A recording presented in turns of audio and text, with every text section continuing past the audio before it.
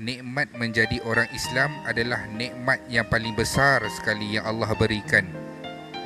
Kita biasa dengar dekat sekolah dahulu, cikgu, ustaz atau ustazah akan bagi tahu kalau orang tu bukan orang Islam, dia akan kekal selama-lamanya di dalam neraka Allah. Tak ada satu nas pun di dalam Al-Quran ataupun hadis yang menceritakan orang kafir yang tidak mengucap La ilaha illallah Muhammadur Rasulullah, orang kafir ini akan keluar daripada neraka dan akan masuk ke dalam syurga. Tiada satu nas Al-Quran ataupun hadis menceritakan perkara ini. Jadi nikmat Islam yang Allah bagi ini sangatlah besar dan sangatlah patut kita syukuri. Mungkin kita dilahirkan sedar-sedar dah jadi orang Islam. Mak ayah kita adalah orang Islam, ahli keluarga kita adalah orang Islam, keturunan kita adalah keturunan Islam. Maka nikmat Islam ni kita tak dapat nak pegang sangat, tak dapat nak merasai sangat, sebab dah lahir dah jadi orang Islam. Ketahuilah umat manusia pada tahun 2020 ini lebih kurang 7 bilion. Hanya 2 bilion saja Allah pilih untuk menjadi orang Islam. Sebab apa nikmat Islam ni sangat besar? Sebab nikmat Islam inilah menentukan seseorang itu kekal dalam neraka Allah ataupun akan masuk ke dalam syurga Allah. Kata Rasulullah, orang yang iman dia sebesar zarrah pun akan keluar daripada neraka Allah untuk masuk ke dalam syurga Allah. Iman sebesar zarrah ni seperti apa? Kata Sayyidina Huzaifah yang meriwayatkan kisah hadis-hadis Rasulullah tentang akhir zaman, menceritakan sebesar zarrah ni adalah bermaksud orang itu dia pernah dengar La ilaha illallah, tapi dia tak tahu pun apa maksud La ilaha illallah. Dia kata La ilaha illallah ni keturunan kami percaya dengan perkataan ini, maka kami pun turut percaya. Iman sebesar itu pun akan Allah keluarkan daripada neraka untuk masuk ke dalam syurga. Betapa besarnya nikmat iman ini. Jadi sama-sama kita jaga supaya tidak syirik kepada Allah. Nak cerita besarnya nikmat Islam ni, ceritanya macam ni. Nabi anak yatim. Daripada dalam kandungan, Nabi SAW telah kehilangan ayahnya yang bernama Abdullah bin Abdul Muttalib. Abdullah meninggal ketika Rasulullah dalam kandungan lagi. Tak sempat pun Rasulullah tengok ayahnya yang bernama Abdullah, kerana ayahnya meninggal sewaktu Rasulullah di dalam kandungan ibunya yang bernama Aminah binti Wahab. Lahirnya Rasulullah sallallahu alaihi wasallam ketika umur 5 hingga 6 tahun, Allah takdirkan ibunya pula Aminah binti Wahab meninggal.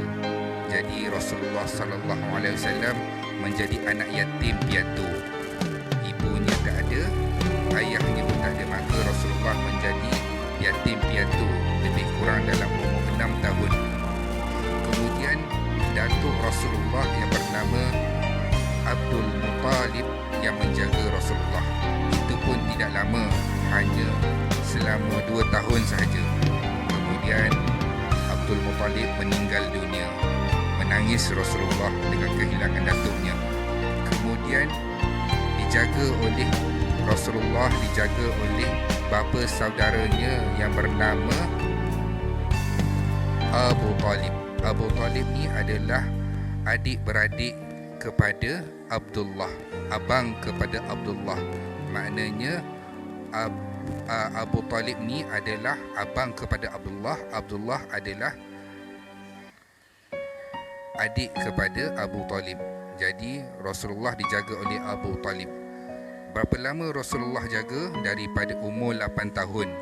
Abu Talib ni lah yang menjadi ahli keluarga kepada Rasulullah, menjadi bapa kepada Rasulullah, menjadi ibu kepada Rasulullah, dan menjadikan Rasulullah ini hidup dalam keadaan suasana berkeluarga adalah Abu Talib. Ketika Rasulullah mencapai usia 40 tahun, Rasulullah telah menjadi seorang Rasul, dilantik oleh Allah menjadi seorang Rasul. Hari-hari Rasulullah berdakwah kepada Abu Talib, wahai bapa saudaraku, masuklah Islam. Wahai bapa saudaraku, Islam agama yang benar, masuklah dalam agama Islam. Hari-hari Rasulullah mengajak ajakan tauhid ini kepada Abu Talib, tapi Abu Talib tak nak.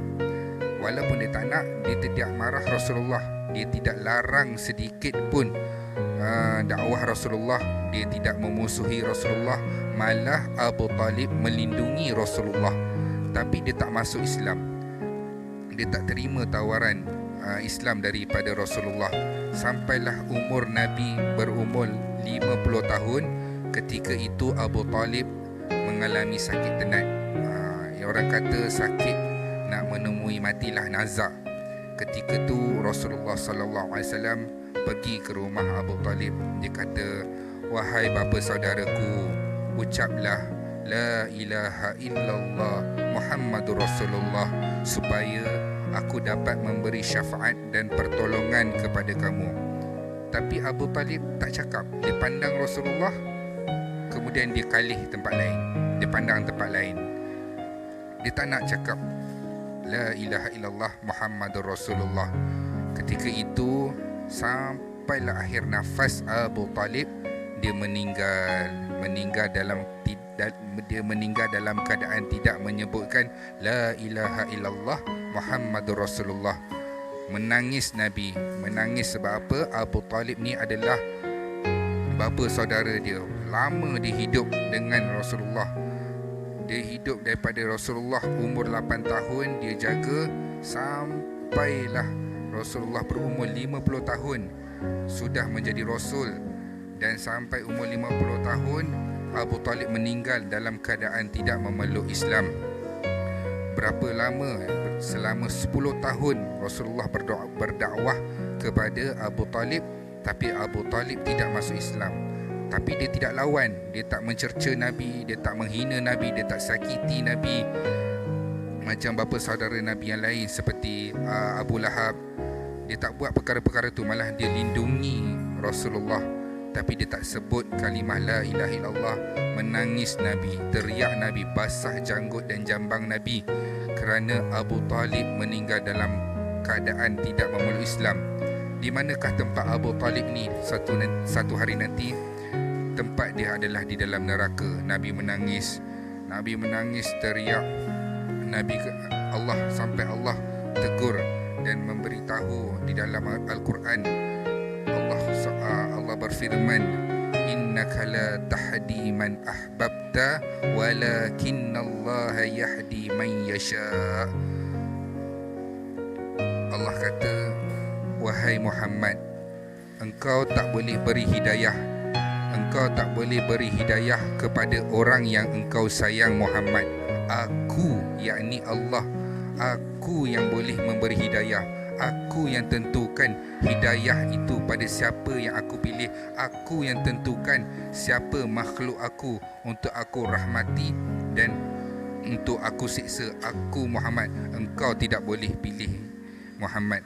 Macam tu sekali hidayah kita yang selama ni kita boleh solat, kita boleh sembahyang, kita boleh mengaji, kita boleh baca Quran, puasa, semua perkara kebaikan yang kita buat tu, semua itu dipilih oleh Allah.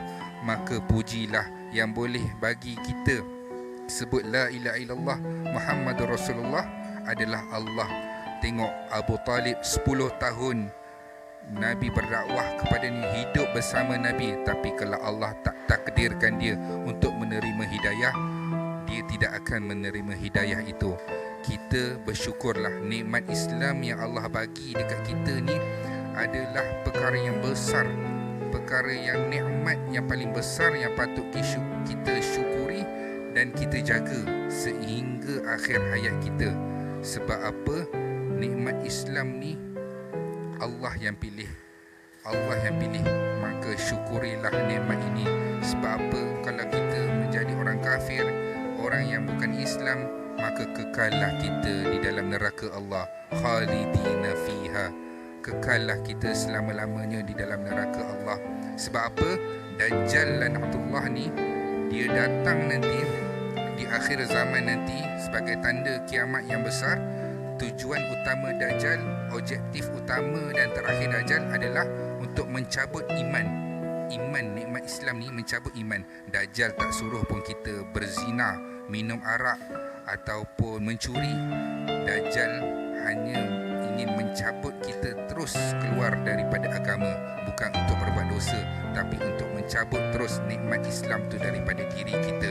Itulah nikmat yang paling perlu kita jaga.